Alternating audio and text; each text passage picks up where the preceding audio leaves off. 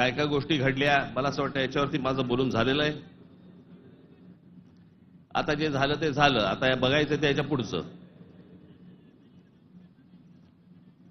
सगळे वेळ काढून आलायत ना.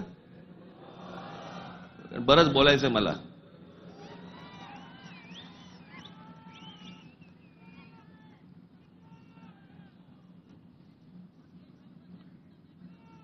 अनेक विषय निवडणुका झाल्यानंतर अनेक विषय झाले, अनेक विषय बोलले गेले.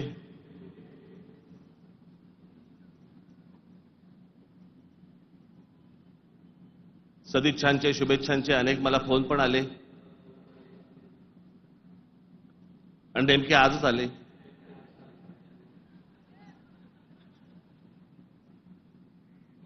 आज का आले याचे अर्थ मला समजतात. जरा जपून.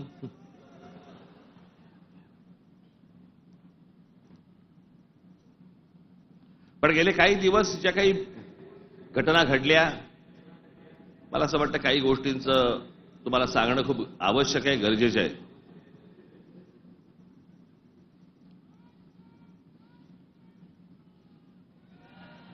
त्यातला पहिला विषय म्हणजे कुंभमेळा. मी त्याशी म्हटल्याप्रमाणे ते आमच्या बाळा नांदगावकरांनी पाणी आणलं आणि मग मी त्याला सांगितलं आठवण आणलाय मी.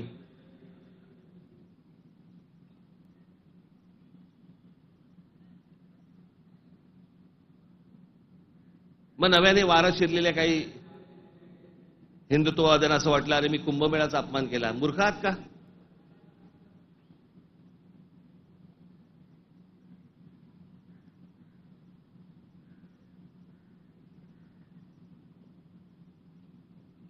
ते आमचे नयन कदम जाऊन आले तिकडे. कुठे नयन? कसं वाटलं? म्हणे आतमध्ये गेल्यावरती असं झालं म्हणे. म्हटलं नाही, खालून तर येत गेलं असेल एखादं.